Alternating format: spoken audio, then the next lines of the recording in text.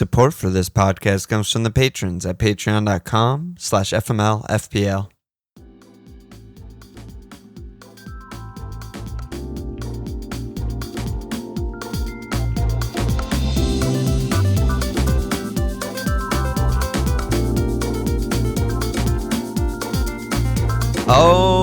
Okay, welcome to another FML FPL Fireside chat. I'm very happy to welcome back on the pod Carl Anka from The Athletic and the co-writer with Marcus Rashford of You Are a Champion. Carl, how are you? I'm good, man. How are you? Yeah, getting by. FPL causing me all kinds of problems, as usual. The only way is through, which is the very nice Under Armour slogan that I keep saying all the time. Yeah, and we go again also just answers every question, right? I use a lot of we move. We move.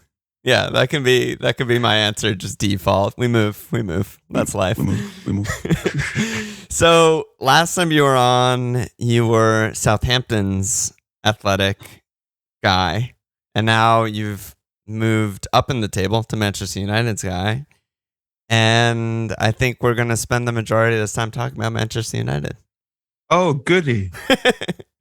I'm sure you haven't spent any time in the last 2 weeks talking about Ronaldo or Ole or anything. So now's a great time. I mean, Manchester United just played. Wait a minute. What? We lost against young boys. Oh, man. The youngest of the boys. Yeah, it didn't go great there. But I think just, we are still an FPL pod. We should just start with Ronaldo. He's going to score a lot of goals. He's going to score a lot of FPL points. Everyone's bringing him into his team. He's divisive. He's controversial. He's box office. When we scheduled this fireside chat, United were just off of a draw with Southampton. They were just off of a win against the run-up play against Wolves, and then everything popped off. Transfer window drama. Ronaldo's in. He's the villain. He's loved. He's hated. It's everything. So, how's it going so far? What do you make of it so far? I think so. On the Friday morning, when it looked as if he was joining Manchester City, I, in true, cringe style, I did a tweet thread saying Manchester United have bigger things to worry about than an increasingly immobile 36-year-old who can't enjoy a bottle of Coca-Cola.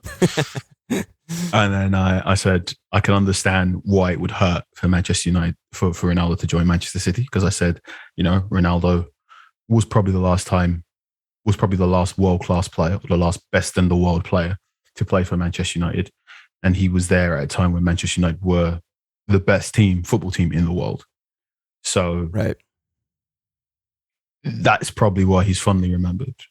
And the idea of there was always that half idea that Ronaldo was going to come back, right? So there were three transfer stories that have always happened with Manchester United every single year. One, Wesley Sneijder's going to join United, which never happened. The other one was Sergio Ramos.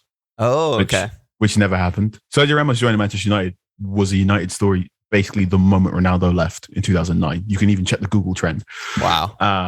And the third one was always Cristiano Ronaldo was going to come back, right? And there were loads and loads of articles about Ronaldo's coming back. And I think every other month or every other transfer window was this whole Nike's going to part fund the deal.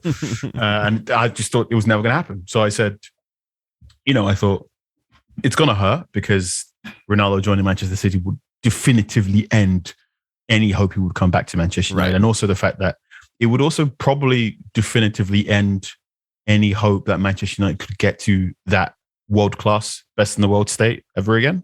Right. Because, if there was a player out there who was there the last time you were the best football team in the world and you always sort of hope he'd come back, the idea that he'd go to your crosstown rivals probably means like, nope, you're never going to be the best team in the world, at least not in this way. Right. And I've been,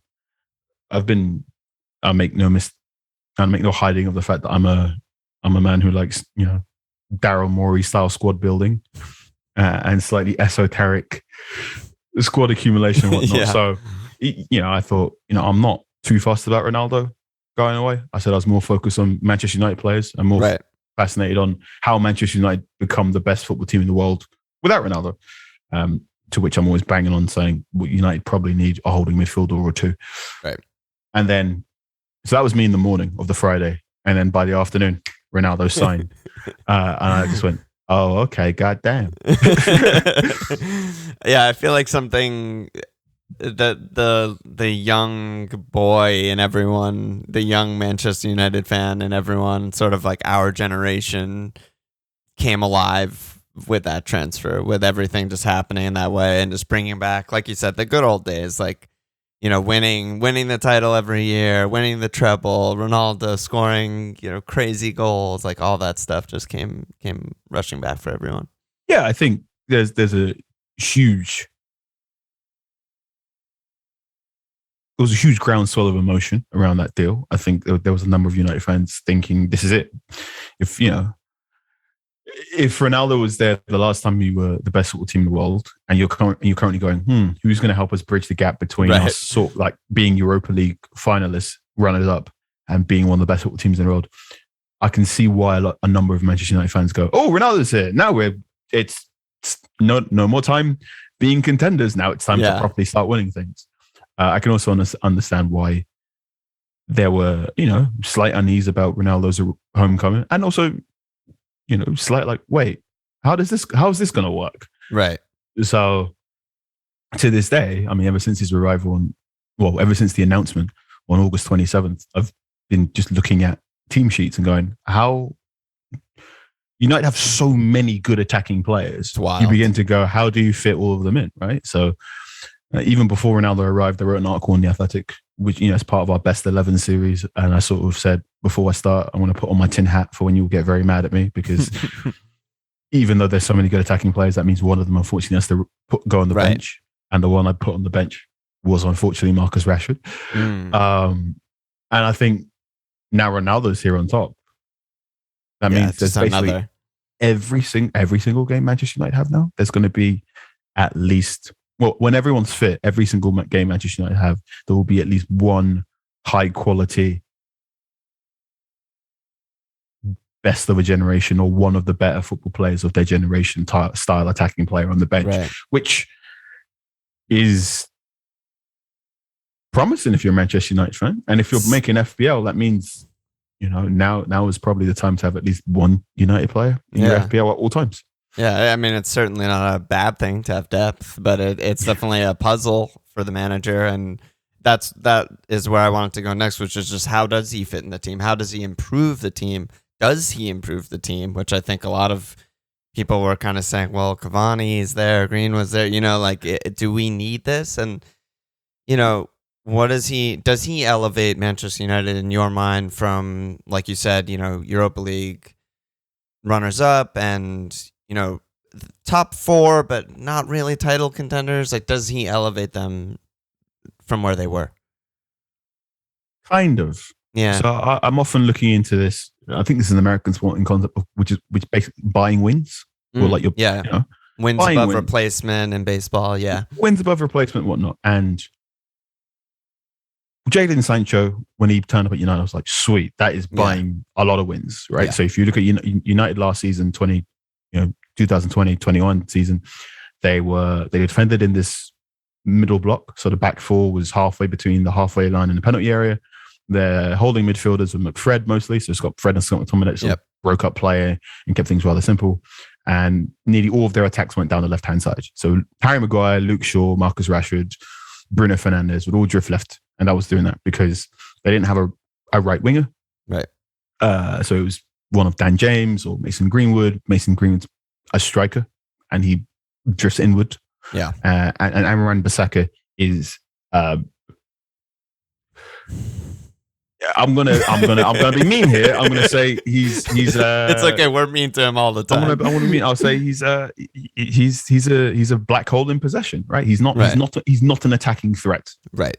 To the point that towards the end of last season, it was noticeable that a lot of football teams were just going, mark everyone apart from Wan-Bissaka. Right. Including Villarreal. Their whole top line was like, you know what? You can just do what you want on the right-hand side because I know we know Greenwood's going to drift inside, then we'll deal with him. But that right flank, we know Wan-Bissaka can't cross the ball. We know his first touch isn't great. He's not a threat. I was at the So the weekend the Super League was announced was the game where Manchester United played Burnley. Right.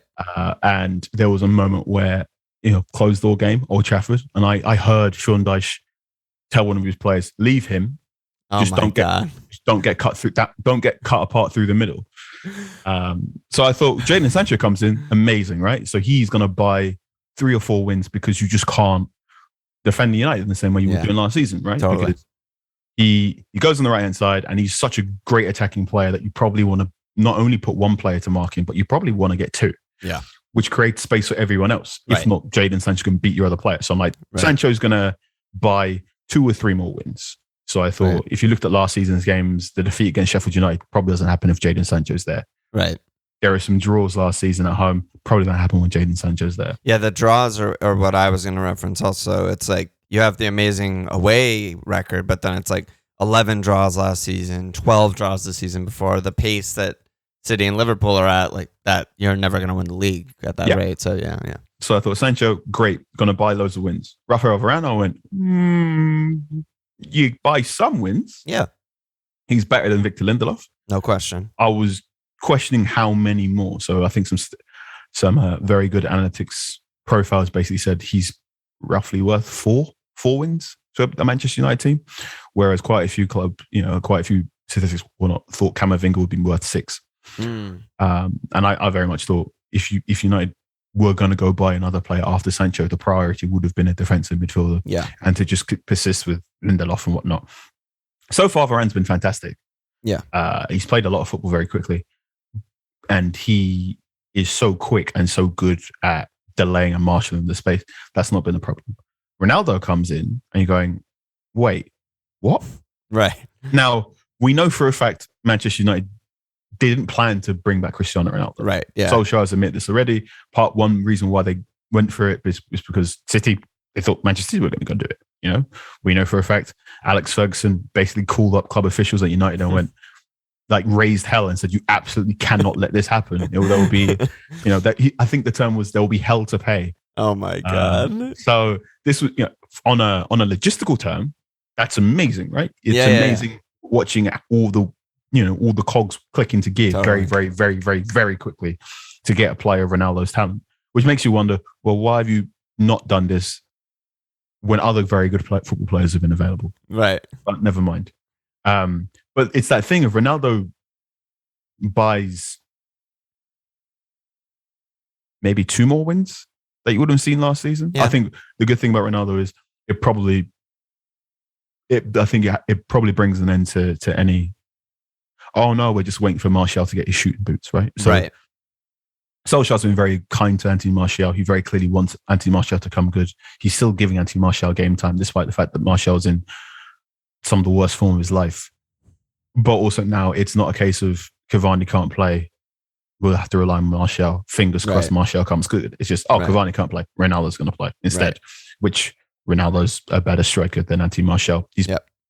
He's probably a better striker than Edison Cavani. For sure. If not everything, but there's definitely 4 or 5 things where we know Ronaldo's better than Cavani. Yeah. And it just means in the games that Cavani can't play, which there will be there will be 3 or 4 because he's very much listens to his body. He's ultra professional and he can't, well, I'm not going to say he can't play 2 games a week, but if he doesn't think he can play 2 games a week, he will tell you. Yeah. And then there is nothing you can do about that because he's not the sort of football player to take painkillers to play a game of football. That's his prerogative and all power to him. Fair enough. So Ronaldo solves that sort of problem as who's going to play striker in games that Cavani can't, or indeed who's going to play games ahead of Cavani. It does cause questions as to, is Mason Greenwood going to have to spend the entire season on the right-hand side, or is he going to be able to play those games as a number 9? I think Ronaldo also opens up the door to United playing more with the front 2, if that works. Because, I mean, theoretically, that'd be quite fun. Cristiano Ronaldo playing up front next to Marcus Rashford with a runner would be quite interesting.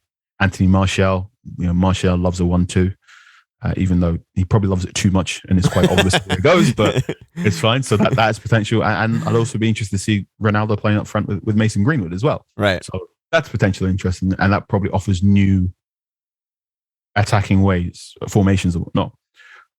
he's gonna score a lot of goals. He's probably going to score 20. That's the thing, right? Because I don't think anyone, Manchester United fan or not, thinks that Ronaldo helps balance the team or fixes a need in that, sort of FIFA, I need this position, I'm going to buy this guy type of this is the question, thing. Right? So we've just seen this happen at Juventus, right? So Juventus, years and years and years, getting closer to Champions League, right? So they lose to Real Madrid in the Champions League to Ronaldo go. They lose to Barcelona, and they're going, they just need someone to bridge that gap and win the Champions League. And they went, you know what? Let's go out and buy the guy that knocked us out of the Champions League, Ronaldo. And they got worse. They finished 4th or something. Right. And it's that, and it's, I'm not going to say it's because of Ronaldo. I will say Ronaldo still scored, 20 goals. He still was one of the highest, still was one of the better strikers in the world, still scored a lot of goals. But the manner in which Ronaldo scores goals, he's a very ball dominant attacker now, right? So he can drop deep and into play and do quick 1-2s, but his hold up play is not on par with some of the better players with their backs towards goal. He's not Romelu Lukaku, who ended up dethroning Juventus with Inter Milan. The way I'll put it nicely is Cristiano Ronaldo now applies the punctuation mark at the end of a sentence when I'm writing a story about how a goal happened, right? So I go, Dybala did this and this and this and this and this, and then came Cristiano Ronaldo, and be an exclamation mark or whatnot and whatnot and whatnot. Yeah. It's less of the goals we used to have in 2008, 2009, 2010, where Cristiano Ronaldo did this, juked this guy, did this, blah, blah, blah. And Juventus eventually became unbalanced, not just because they had to keep supplying Ronaldo with crosses, with passes, with a lot of movement to get those goals, but also because Ronaldo's salary was so big. Right. They had to let go of players that help that side become balanced, both in the first team and in squad depth. Now, Manchester United don't necessarily have the salary issues. Yeah, they seem okay there. They seem okay there, but there will be the question of, can you supply Ronaldo with what he needs? So it's working out so far.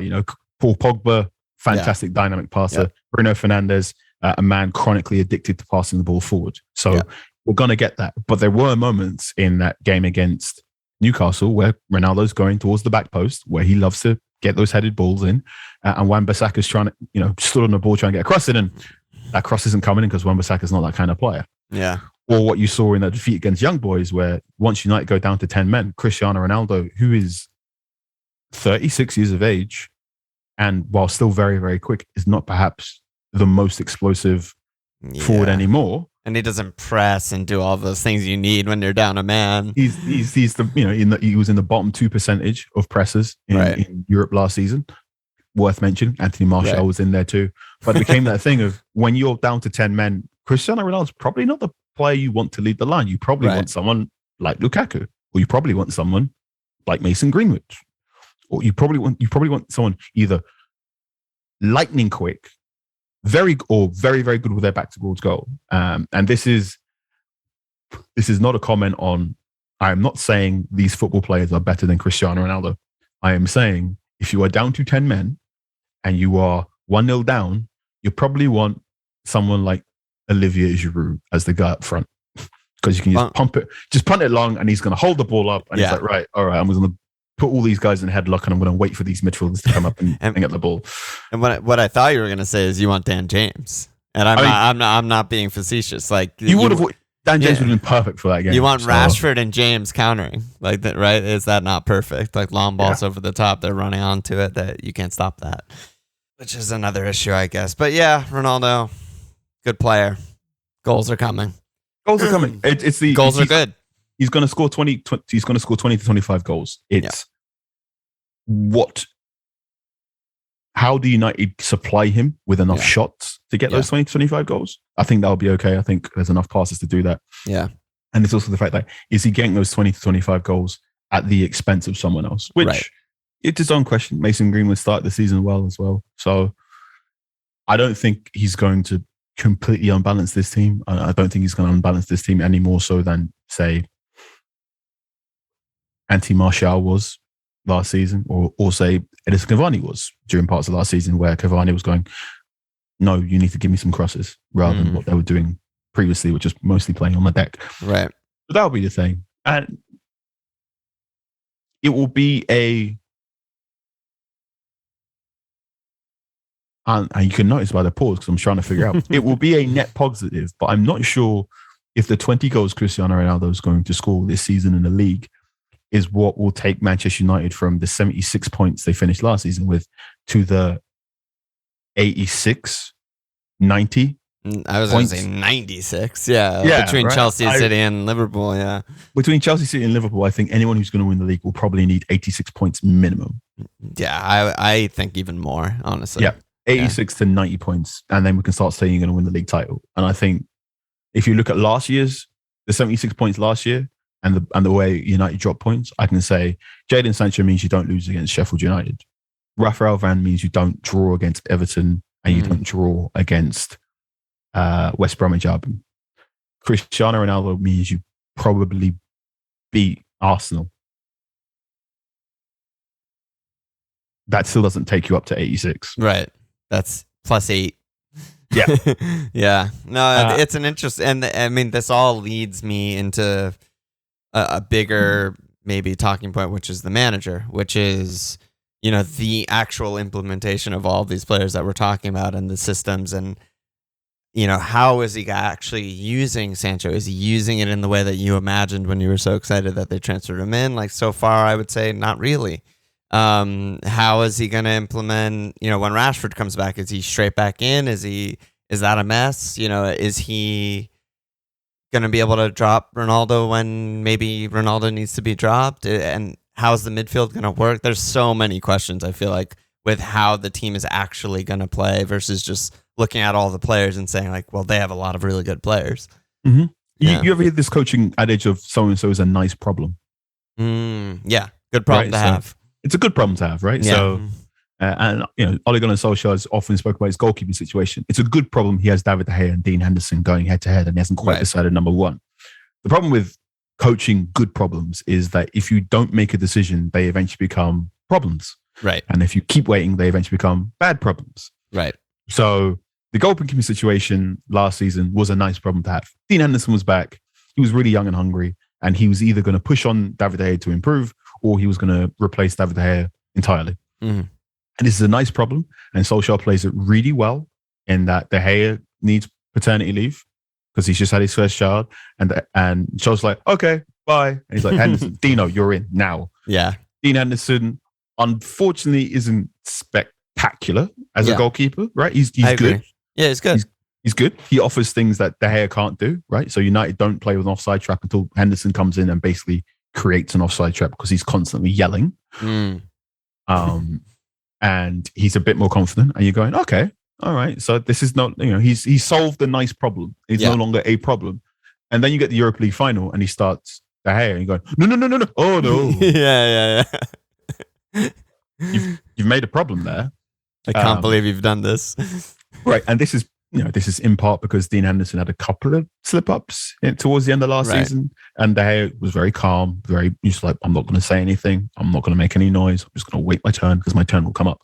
But Solskjaer's flip-flopping turned a nice problem into a problem, which eventually caused a headache that, for depending on your viewpoint, is the reason why United lose that penalty shootout and lose the Europa League final. Right. United should have had a different game plan and should not have let that game go to penalties. But you can see how the nice problem changes there. Yeah. And I think, he kind of has a nice problem at right back at the moment. So he's got Aaron Wan-Bissaka.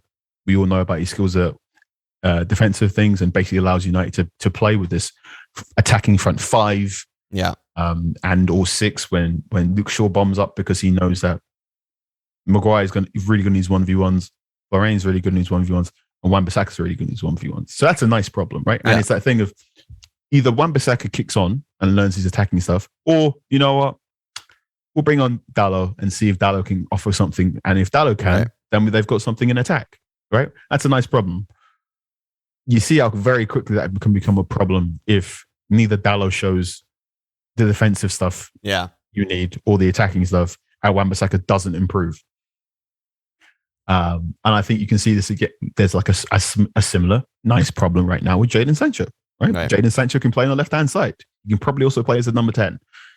It's a nice problem that Sancho can play on the left-hand side, and it's played on left-hand side yet. But also, the whole point of buying Jadon Sancho is to put him on the right. So fix the right-hand side. Yeah. So like, Solskjaer, can you just do the thing? No more nice problem. Just pull the trigger. I think Sancho will come good. I think he's had a disrupted preseason because barely any game time over the Euros.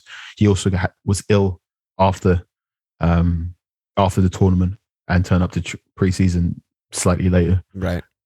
So he didn't look match fit before the international break, and then obviously he pulled out of England duty over the international break as well. And he's still there or thereabouts. I was very excited to see him play against young boys, especially because he was on the right hand side. He was on the right. Yep. And then when Baseka gets sent off and Solskjaer takes off Sancho to play Dallo, I was very much like, well, nevertheless. Which I think the Wan-Bissaka red card was really painful because I was really excited to watch Sancho on the right hand side, and I was really excited to watch Donny van der Beek get some game time, and they both had to be sacrificed because of the red card. And going, this is why we can't have nice things. Yeah, I feel like when new managers come into a side and they get credited for a new manager bounce or whatever that means, I think a lot of the time they just end up doing the most simple, obvious thing that every supporter of the club wants. I'm just going to play all of these guys. I'm going to put them in the right positions and we're going to be a little bit better. And everyone's just like, see, and sometimes when you're at a club too long or, too many people telling you different things and overthinking things like me in FPL, you create problems that don't exist. And I feel like that's kind of where you're going with this. The thing I think a lot about was interim Ole Gunnar Solskjaer comes in December 28th, his first game against Cardiff City. They win 5-1, right? And the entire Mourinho tenure, they don't score 5 goals. And Solskjaer does that in his first game. And I remember it was BT Sport just afterwards, and Wayne Rooney was there in a very nice turtleneck. And they asked him, what have you noticed there? And he goes, well, the thing I see is that Solskjaer's United are attacking with 4 players, whereas under Van Gaal, we were attacking with 2 players at a time, and we always had to take a touch. We couldn't shoot the ball. Yeah. And on the Mourinho, we were attacking maybe 2. It was the guy crossing to Lukaku or passing to Lukaku, and that was it. Whereas I was like, all of you, go. Right. And that worked, right? That worked on this interim spell. Yeah. And there was definitely a point during that interim spell where it was looking really good. Then they have their first defeat against PSG, and you're going, it's fine. I mean, he's an interim manager and he's faced a team with much better players. It happens. And then he had the league defeat against Arsenal. You're like, it's kind of been common because United have been overperforming on XG. Right. There was that game against Tottenham where De Gea makes something like 14 saves at Wembley, and you're going, like this will run out. Everyone's going, the stats nerds were going, this will run out. They probably shouldn't make Solskjaer manager, and they should stick to their plan, which was when Mourinho left. There was a statement saying, we're going to get an interim manager, we're going to get a permanent, and then in the summer, we're going to get a permanent manager and a director of football. Right. And then what happened was they just made Solskjaer the permanent manager and then didn't get a director of football ever. And the PSG second leg happened. Yeah, right?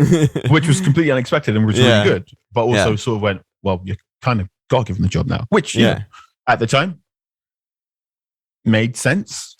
There was such a groundswell of emotion that the club officials would have been very silly to not do it. I can also say on a financial point, it was cheaper to get Solskjaer than to go off and get another manager. And to his credit, Solskjaer has done really, really good work in this almost 3 years he's been Manchester United manager. There have been dips. There have been definitely points in time where you go, this guy's done. Yeah. But Solskjaer has, the way I've put it is, there are loads of times in football where I'm watching Solskjaer United and I'm go, if you keep trying to play football this way, you're going to lose badly. And it's going to be terrible. Like, you need to stop doing it this way. Yeah. And every time I am approaching that critical mass, Solskjaer does something to change this way. Now, one of the times he changed it this way was, well, here's this guy called Bruno Fernandes, so we're going to do this way, but quicker with a better, we're going to do this way quicker and with a guy who's not Andreas Pereira. Buying super expensive good players can do that. Buying super expensive players can make you sure you can keep doing this way. Yeah. And I think it's only now that Cristiano Ronaldo, Jadon Sancho, and Rafael Varane has arrived, that, they've hit this sort of critical mass where you're going, okay, well, you can't really improve in any more positions. Right. You gotta sort of change to this way now, otherwise things get really bad. And look, and this is probably why I'm clamoring for a defensive midfielder, because that's probably the next way you change to this way. If you want to keep playing football, is you get a better defensive midfielder to play next to Paul Pogba, or you get a better Nemanja Matic, or you get a better Fred, or you get a better Scott McTominay, or you get a better Wan-Bissaka.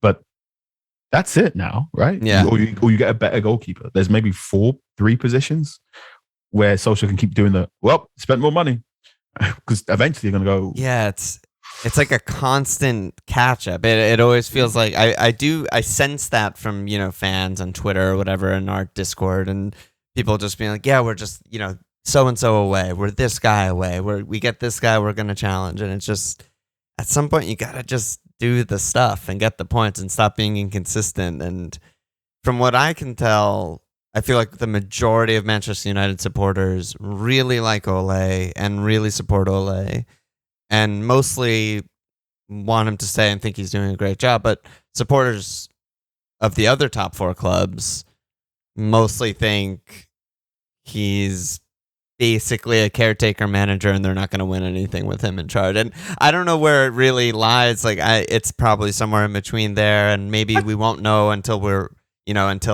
looking back after everything's done. But I'm just curious, like, what's your current barometer at for Ole? Like, it's a hard question to ask. I've just taken to describing them as Ole's business casual Reds.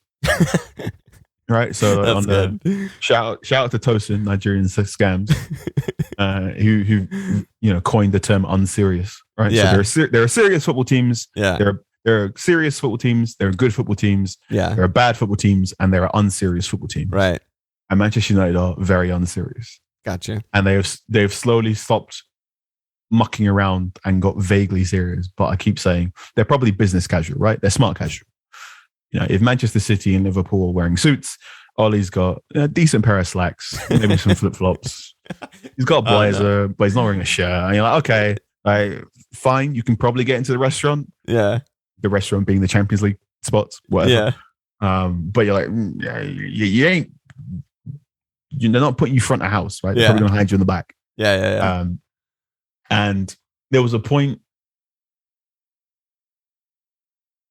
after United get knocked, so just after United get knocked out of the Champions League last season, after RB Leipzig, I was going, that was a proper, like, you can't do this anymore. Like, this is your limit. You can't continue.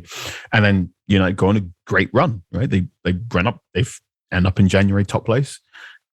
They aren't there for too long, partially because Paul Pogba gets injured. But I'm going, you know what? This is fun. And I've spent, United fans have spent so long on the Van Gaal, Mourinho, and Moyes just down bad, that there was definitely a point where I went, this is a decent team. They play entertaining football. There are definite shortfalls, but I am enjoying watching this now. Yeah. And as the season went on longer and longer and longer, I didn't have to squint as hard to figure out what on earth Solskjaer is doing. Right. And there were some frustrating results, but I went, and especially towards the end, I had the same thing of, you can't keep playing this way.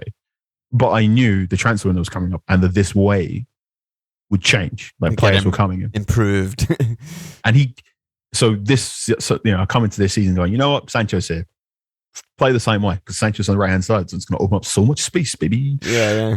And then Varane turned up and went, okay, I mean, that improved something, but like, I kind of want the defensive midfielder still. Yeah. And the defensive midfielder doesn't turn up. I went, I mean, this is very business casual. But if they've, I thought at the start of the season, I thought if Manchester United finish, perfect world, best case scenario, Manchester United consolidate their place in second. Sorry, best case scenario, obviously, is United win everything. Right. My, best case realistic, what is likely to happen was United probably consolidate second position. Right. They're like, boom, we are the second best team in here. No more ifs, buts, whatever. We are a consistent top 4 place. I'd have been, I think at the start of the season, I thought Champions League quarterfinals, very reasonable expectation. And I thought if the cup run, if the cup draw was easy, they might be able to nick a FA Cup or nick a League Cup. Because I think one thing, Ollie's had some very bad It's like, Manchester City again. Yeah, Chelsea again. The draws are everything in this competition. Yeah, part of the reason I think I have very little interest in any of them.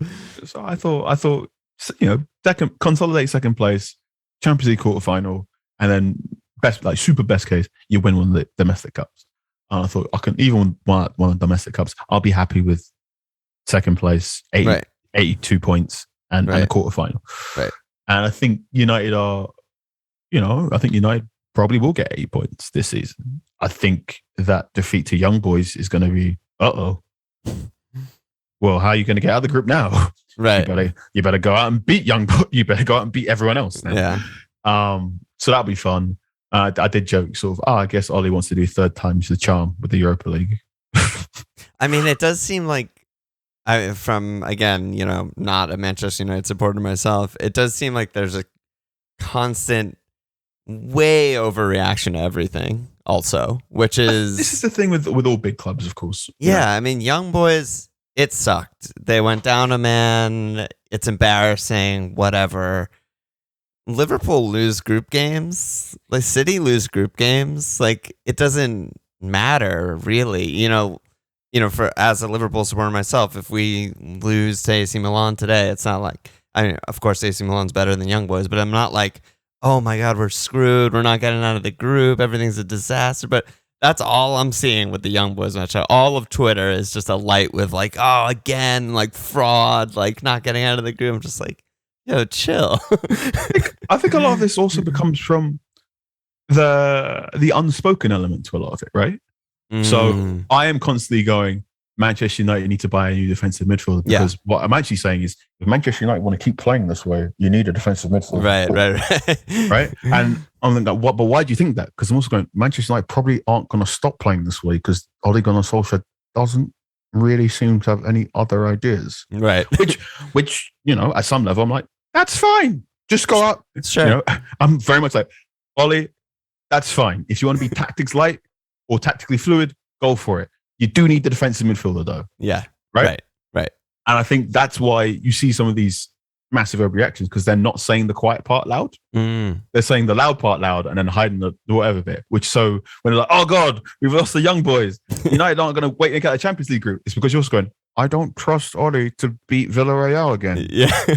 Yeah, it's all the other anxieties come popping up with a one bad result or whatever. I'm kind of really scared Ole's going to lose at Atalanta away from home because they're really rapid on counterattack. Yeah. That's the quiet bit. I got you. I hear you. That makes sense to me now. And I hope that's what's going on, right? And I think what's also, this is the problem with a lot of football, right? And a lot of all team sports is that you have a window. You have a window, you get your championship window, right? So you probably get 3 to 5 years with your core of your team. So to look at basketball right now, there was a 3 to 5 year stint where it looked like the Houston Rockets could probably win a title. Right. And they missed it because Chris Paul had an injured hamstring in 2018. And now they're tanking, right? It's 2021. They're actively tanking. Yeah. And when you get that core, you can extend that window by getting better players, tweaking changes, bring in new managers. Or if you don't do those things, the window shuts, you lost a turn. So Pochettino's Spurs have a window between 2016 and 2018 to win something. Yeah. And then they didn't buy someone for a calendar year. And you're like, buddy. Yeah. And Ollie's kept extending his window because he keeps buying good players. But also everyone's going, you're hitting you. Well, no. Liverpool aren't going to go away. City aren't going to go away. Right. These ones aren't going to go away. And it's good. I think United now have dealt with the challenge from the North London clubs. Those two teams have fallen away in the top 4 race. Leicester City are maybe thereabouts. So like, yeah, cool. Well done, Ollie. Yeah. You've gone from duking it out in the Europa League to getting that Champions League. But also that means, Ollie, you can't win the Europa League no more. Right. He missed the his expectations keep going up. Like as you extend the window, the pressure goes up and the expectations go up. And Ollie's missed his window to win a Europa League. Right. He probably should have made some changes in that single elimination game against Sevilla in 2019. Right. That game was winnable, very winnable. Right. It was very obvious from, say, the 60th minute that United didn't really have a plan other than Martial and Rashford just dribbling on the ground. And you're going, so, bring on Igalo, start using his hold up play, maybe put some crosses in, whatnot. And they just kept going and it wasn't working. Yeah. And then you have the final against Villarreal. And after that final against Villarreal, you're like, well, you've qualified for the Champions League now. If you end up in Europa League next season, you have a problem. Yeah. Right. So he's missed that Europa League window, which is again that fear of, okay, what's that weird thing of expectation where if I told you at the start of this season, hey, the time portal opens up, United are going to win the Europa League. I go, wait, what happened? Yeah. That's not good enough anymore. Right? Yeah. No, I mean, it's crazy how much that changes because before last season, in an alternate universe, if you were to say Manchester United finished second and win the Europa League, you're like, we're flying. We're on the way up. We're clearly showing signs of improvement. You're a bit confused as to you're going, wait, the Europa League again? Yeah, a little bit confused, but it's still again. But you also go, hey, we won. Whatever. We won, and we got second. Yeah, incredible. That means we beat out one of City and Liverpool to second. But yeah, things change, So a lot of. That's why you're here. A lot of action. You mentioned the keepers. I wanted to just touch on that. I mean, Hendo, was obviously the guy last season, like we talked about already. De Gea's come in and started, I think, every game this season so far. How do you see that shaking out? Is he now just the guy? Like, is Ole just, you're my guy now? And I'm giving you a big shrug, man. I don't know. Yeah. So the big reason why this is now a nice problem again is because Dean Henderson tested positive for COVID-19. Right. And missed the majority of preseason. So he missed the training camp in Scotland and whatnot. And I think he played in the under-23 game last week. Right. But that's the first sort of 90-minute bits of action he has. And he didn't travel as part of the Champions League contingent this week. So it's gone back down to a nice problem. I see. But Henderson will essentially, Henderson will hopefully recover from COVID-19 and regain full match fitness, and then it'll be a problem again. Because, and I've mentioned this 2 or 3 times, everyone knows now you need to shoot early against David De Gea. Yeah. Right? David De Gea's great strength throughout that 2015-14 pomp where he's winning 4 Player of the Years awards at United and whatnot. When he puts in that 2017-18 season, which is the greatest. It's the greatest season a goalkeeper's ever done in Premier League history, right? United don't win a title, but it's like the greatest, statistically speaking. It covered every deficiency in the entire team and management. He covered at literally everything. Right. So Jose Mourinho will constantly say, my greatest achievement was finishing second with that Manchester United team. Mourinho did not do that. No, that is not Mourinho's achievement. That is David De Gea playing out of his skin by nearly every single conceivable metric. Manchester United should have finished 5th. Yes, that season. The difference is David De Gea went Super Saiyan 4. Yeah, and was saving everything. Right. Yeah, and then he became human again. Yeah, because you get knackered. You get figured out. And the thing about, there was this really great video I once watched about the difference between the regular season in the NBA and the playoffs. And this coach was saying, when you're in the regular season, fine, whatever, you're all good. But the moment you reach the playoffs, every single opposition scout goes, what's the thing you're really good at? And they go, take it away from him. Yeah.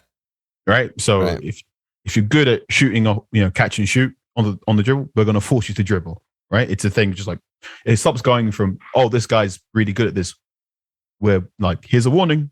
It's whatever he's good at, don't, under any circumstances, let him do that. Well, it's sorry to cut you off, but I just remember I had Michael Cayley on a while ago after the Mo Salah's first season for Liverpool. He scored, whatever it was, 34 goals, I think. And it was just like, oh my God, we have the best player in the universe all of a sudden. And I remember asking him, like, why, from like the statistic point of view, why isn't he going to do this again? Why isn't it possible? And one of the, to put it in like the most layman's terms ever, is because no one ever does it again except Messi. And that's why he's Messi. like, but the first time Messi had a Messi season, everyone was saying, well, he's not going to do that again. And then he just did it. And then I was like, well, he's probably not going to do that again as he gets older. And then he just did it. But, you know, De Gea just had a supersonic year. I mean, that just happens sometimes, but no, people don't just do that every season. Like, that's reserved for only the greatest of all time. Because the league catches up with you. Yeah. Right? The league's supposed to catch up with you. You're supposed to get older. You're supposed to get wise. You're supposed to get tired. It's normal. And it happens in the course of the season. And what happened was De Gea got figured out, right? De Gea's great strength in that season was his legs. He had this long barrier. He had this sort of octopus technique where one-on-one, he'd rush up against you. And when you're trying to figure out your shot, he'd get really big and then he'd either jut out a leg. Yep. Classic. And he'd make that save. We all know the De Gea save. Yeah. Right. And then what went around the league? The league went, shoot before he does that. Right? Shoot before he sorts his feet out. Like, under no circumstances that allow him to get set and then make that shot. Right. So just all of these long-range pingers just went in because everyone was like, well, De Gea doesn't look ready. Shoot now. Not fair. And what should have happened under late stage Mourinho, what should have happened on the Solskjaer was the manager would have gone, De Gea is not able to save these shots. The entire back four and the defensive midfield, you stop these shots at the source. Close them down. Like if anyone looks like they're going to rev up a long range shot, you have to clamp down on them. Yep. And they didn't. Yep. So then not only do you have the thing where a lot of these goals were going top bins out of nowhere, but you're having the thing where they were going to De Gea. De Gea was sort of spilling it. And then someone was getting the tap in. And you're going, it's another De Gea mistake because De Gea was parrying. De Gea howler, yeah. De Gea howler because De Gea was parrying it back into goal. But you're also going, no, like, come on. One of you. Just be alive to the spillage. Yeah. And this is more so than any other position, goalkeeping is once you get figured out, they're going to do that to you all day. Yeah. And you better adapt or die. And the problem with goalkeeping is it doesn't even necessarily have to be true. Right? And you are seeing it now constantly when you watch Manchester United and De Gea's in goal. Players are shooting early to this day, right? So Luke Ayling scores in that league game. There was a moment against Young Boys where one of the guys just like got on the boards with, De Gea, bang. Yeah. And if it goes in, then it confirms the bias that De Gea can't save long range. Even if he saves the next 20 of them, the 21st goes in, everyone's saying the same thing. It just keeps going and it keeps going, right? So one reason why Joe Hart is now playing for Celtic is because everyone figured out he can't save shots low and to his left. I didn't know that. I just thought he got bad. I didn't know there was a specific reason. He got bad in a very specific way. Yeah, it shows what I know. And once everyone figured it out, it became magnified, and everyone stopped trying to shoot in all directions. And that was the Gea's thing. So De Gea last season was, you got to figure out this long shot thing. You got to learn how to be louder and yell at everyone else. Yeah. And you got to learn to you need to learn how to play with your feet. De Gea knows how to pass with his feet more so than last season. He was a lot more confident in some games, but he also had some failings. So the game against Leipzig, Justin Kluivert gets that shot where, De Gea probably should have made himself big like a bear. And it was quite telling that the week afterwards, Dean Henderson has a chance and Dean Henderson just smothers the guy. Right. Which was a very much a Henderson, like, give me the number one. Yeah. But also Henderson has his own things, right? So Dean Henderson spends the entire season at Sheffield United and then is in goal against Sheffield United last season. Chris Wilder just basically goes, swamp the 6-yard box on corner kicks. Yep. Just pin him down. Don't let that. Make him uncomfortable. Yep. And then that went round the league. So there were more games throughout last season where Dean Henderson was in the corner and there were just guys on his tiptoes, just like, I'm not going to let you move. Yeah. So Henderson has to deal with that one. How do you beat that one? And there are some very nasty ways you can deal with that. Or you can talk to Harry Maguire or Varane, but like, this guy's standing on my tiptoes. Can you beat him up for me? Yeah, deal with him. Cool.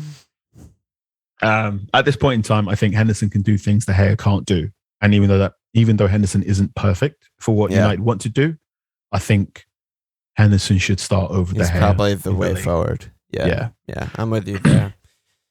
That's probably about enough Manchester United, right? I think we went there a little. Do you want to touch on FPL at all? Are you playing this year? How's your team looking? What's going on? I am playing. Yeah. I have, let me look right now. Yeah, let's check out your team. I've got 2 Manchester United players in here. I'm going to imagine that it's Greenwood and Ronaldo. It is Greenwood and Luke Shaw. Greenwood and Shaw. I am. I've had a no Ronaldo rule on FPL for quite a few years. Wow. Okay. So the great season where he sort of comes alive for United in 07, 08. I don't have him in my team. Yeah. So I was winning my mini league. Yeah. I had like a Fabregas centric team. Okay. And then there's that weekend where Ronaldo just goes ridiculous and beats up Newcastle. And I was the only guy in the team in the league that just didn't have Ronaldo. Oh, no. I got decimated. And in the end, I basically relented, got Ronaldo in. But by that point in time, he was so expensive that I had to cheapen everything else. And everyone owned him already. And everyone owned him already, so I could never win. And ever since then, I went, no more Ronaldo. He cost me an FPL league title once. Yeah, it's a good policy. I'm for it. I'm anti-Ronaldo. But so as a rule, I don't have Ronaldo in my FPL sides. I respect that a lot. So right now, I played my wild card over the international break. Not because I wanted to. Okay. But because interesting. The situation involving the internationals at Brazil, Argentina, and South America was so confusing. I just went, all right, I'll play it now. I'll get everyone who's out. I'll get some guys in. Bit of a so I finished. I've got 263 points overall. I finished game week 4 with 65. Okay. So the average this week was 57. Yeah. So okay, fine. I had Steer on my bench from Aston Villa, part 2 of the Aston Villa thing. So if you have one goalkeeper for a club, you should probably have the number 2, is my thing. Yep, classic. I normally have Martinez. Martinez couldn't play. Put him out, put in Steer. Eric Dyer got injured in the first 15 minutes. I have Dyer too. Only 1 point. Luke Shaw got 5 points, got an assist. Yep. Against Newcastle. Shaw will probably be in my team for the entirety of the season. I think Ronaldo will elevate his assist total. And this is what I was thinking. Yeah. I think if United are going to keep attacking on that left-hand side. Yep, exactly. And Shaw's the best crosser and he takes the set corner kick. So I think you'll get quite a few assists. I'm with you there. Trent Alexander-Arnold was my vice-captain. Got 12 points for me. Trent's going to be in my team for the entirety of the season, I reckon. I mean, Shaw and Trent are going to be like, you're going to be on team unless you're injured. Right. Midfield, Pablo Fornals was my first sub. Came in, got 3 points. I thought West Ham would have a good game. Didn't quite happen. Yep. Diogo Jota, 3 points for Liverpool. I was kind of disappointed there. Could have had 300 points, finishes on 3. Yeah. Amari Gray, I brought him in with my wild card. Got 7. So I saw him at the start of the season. He's killing it. This guy's killing it. Yeah. And just before the international break started, I went, I'm gonna roll the dice. I'm gonna pull the trigger early and get him in now rather than wait a week to see if it's overvariant. So got the Murray Gray in, 7 points. Bruno Fernandes, 16 points, was my captain. Bruno Fernandes again, probably gonna be another guy I'm gonna have in all season, I think. So you don't think Ronaldo will negatively impact his FPL returns, like the penalties and just the amount of shots and the ball hogging and that kind of stuff? I am concerned about that on a footballing sphere. Yeah. I think at the moment, the way FPL works, you probably need to have one of Bruno Fernandes or Mo Salah. At this point in time in FPL, you should either have Mo Salah or you should have Bruno Fernandes in your team because De Bruyne is injured at the moment. And like you want one heavy hitter midfielder. Yeah, I mean, I'll tell you, like the pulse of the FPL community has transitioned from that to you probably need Ronaldo, Lukaku, and Salah. That's the current thing. Who else are you going to put in there? That's 4 million defenders everywhere. Damari Gray, and there are 4 million Livermento and guys like that. Conor Gallagher, etc. That's like the meta right now. I'm just, the meta is all about haymakers, man. Where I like good footwork, I like jabs, southpaw stuff. This might not be the game for you and I. I know. And Mason Greenwood got 5. Yeah. So Greenwood is if Bruno Fernandes is the Batman of my midfield, then Mason Greenwood's the Robin. Okay. Up front, I got stung by Antonio. Yeah, brought him in for my wild card, and he finished with -1. And Romelu Lukaku got 13 points. Yeah, Lukaku's going to be in my FPL. At least you have Lukaku. all season. You love Lukaku. Yeah, I know that about you. I call him I've been calling him my son since 2017. Maybe earlier than that. Like if he scores, I tend to go, my son. I adore him. My baby boy. I've had him in my FPL since the West Bromwich album days. Yeah. No, we're huge Lukaku guys. So he's staying in there all season. On the bench, Martinez 0 points. Christensen 0 points. I really thought he'd play. Livramento got 6 points. There you go. Oh, missed out. You're close. You're close to the meta. The no Ron. We'll see how that goes for you.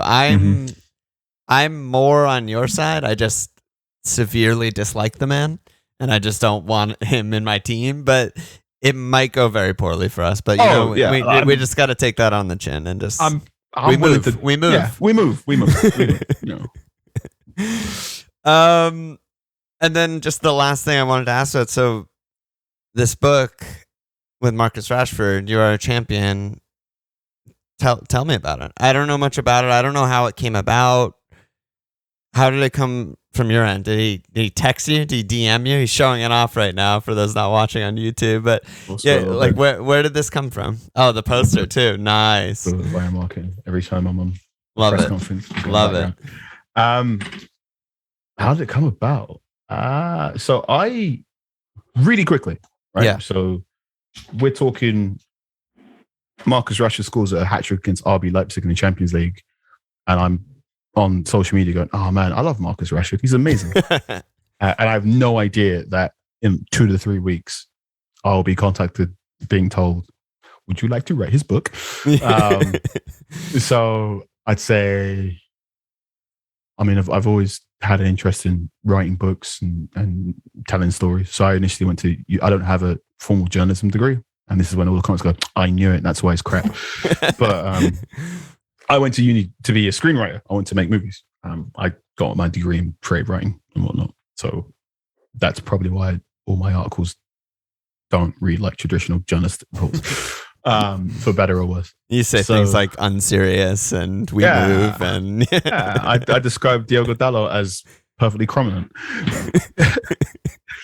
So this is all going on. And around about 2017, I really good conversations with some book agencies who were interested in possibly representing me if I ever want to buy a book. I want to create a book. Yeah. And throughout 2017, 18, 19, and the parts, to start of 2020, I had discussions about possible books I might write. Some were fiction, some were non-fiction.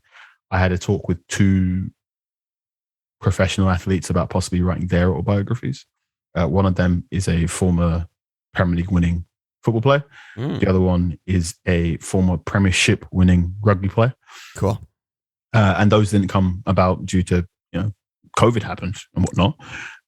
So I got a phone call late October I got a message late October from my agent saying we need to talk. I'm like, oh God, I'm getting released. And they informed me that Macmillan had a conversation with Marcus Rashford, and Marcus Rashford was interested in writing a book. And sort of a signal went round to a whole bunch of people saying, would you like to be put forward as a possible candidate to write Marcus Rashford's book? And I went, go on. I'm sort of half eating a hot dog and not paying attention. I got one thing on this. Like, go on, put a name in the list, thinking, I think in the ecosystem of The Athletic, I'm probably the 4th most talented person to write a book for Marcus Rashford. Again, cue the jokes in the comments. But I thought, I'm not as good as this person. Right. To write this book. So I doubt I'll be better than these 50 imaginary people to write the book. So I thought, I'll put my name forward. Probably won't come to anything. And then I say 2 weeks later, I was midway through a podcast on Wrighty's House with Ian Wright. So I was midway through that and I get a phone notification. It's a little bit where I sort of look down, I make a strange sound effect. And everyone's looking at what just happened. I'll tell you when we stop recording. Yeah. So I went, guys, look at my phone. I'm going to write in this book. Amazing. So that was, the announcement is made in November 8th. And then incredible. The book came about in 3 months, which... Wow, that's really quick. as a rule, don't write a book in 3 months. It's really hard. Your hair falls out and you get really stressed out. Yeah. But it was amazing. It was the best thing I've ever done in my life. Marcus was an absolute delight to work with, and it was really nice to talk to him all the time about not just football, but life, family, overcoming adversity, dealing with challenges, you know, your hopes and dreams, and your favorite biscuits and all that sort of stuff. So yeah, I got a deep affinity for Marcus Rashford, and I'm really happy and humbled by just the reaction the book's gone out there. You know, every now and again I check Marcus's Twitter feed, and there's just all these photographs of awesome, really nice children going, I don't normally like reading books, but I've read your book. Or parents saying, oh, my kid only plays Ultimate Team, but they read your book. Or when schools say we're going to give a copy of a book to everyone as they leave this year, I'm like, wow, that's amazing. Yeah. So yeah, I wrote a book with Marcus Rashford, and it's called You're a Champion. It's in stores now. I think it's pretty good, and quite a few people think it's pretty incredible, good too. Dude. Congrats. That's really amazing. That's awesome. Well, first of all, thanks so much for coming back on. But also, where's the best place for people to buy You Are a Champion? And then also, where can people, you know, read your normal day-to-day work? Where can people hear you on podcasts, follow you on social media, all that stuff? You can get You Are a Champion from any place you get, you know, all good bookstores in the United Kingdom, at least. If you are looking, if you listen to this international, the best place is probably to go to the Pan Macmillan website and get international sales there. I know a US edition will be coming in spring, cool. Which will be fun because Marcus and I are gonna write like an extra chapter in there as we sort of explain, nice. As we sort of explain soccer to Americans. Explain biscuits aren't the big fluffy things. And yeah. I'm looking forward to trying to explain the League Cup. Yeah, if you want to run anything through me, like I could be your Google Translate on this. You know, sure. Like, put this in NFL terms, put this in baseball terms, so they understand. I got you. Yep. So that'll be coming out sometime in the spring next year. I'm on Twitter at Anchorman616. Anchorman spelled ANKA, my surname, man, number 616. The 616, yes, it is a Marvel reference. So you can find me on social media there. I write for The Athletic. I cover Manchester United. So the idea at The Athletic is I write twice a week on Manchester United, and then once a week I write a general column. Sometimes that general column is just me writing about Manchester United from a different angle. Sometimes it's me writing about FIFA. Sometimes it's me writing about a footballing documentary I just watched. Sometimes it's me writing about CTE in what football. Sometimes it's me writing about, hey, have you seen how weird the Champions League draw is? So these are all things we've written about as well. So you can subscribe to The Athletic right now. I think we got a discount code. It's 33% off if you use the code theathletic.com/manunitedpod. Okay. That's cool. I've got a Manchester United podcast called Talk of the Devils, which is presented now by Ian Irving, who you might see on the Premier League broadcasts if you're based in the United States. So it's me, Ian Irving hosts, Laurie Bootwell, who's the other Manchester United reporter for The Athletic, and Andy Mitten, who is our contributing writer and is the editor of United We Stand. All lovely, lovely blokes. I also contribute to Wrighty's House, which is Ian Wright's podcast, where he hosts, and it's me, Ryan Hun, Musa Okwonga, Floyd Lloyd Hughes, Myra, and Jeanette Kwache as well. And other than that, I'm just like asleep because I do all that stuff. That's good stuff. Thanks. Thanks again, and good luck in everything. Thanks, Talk buddy. to you soon. Talk to you soon.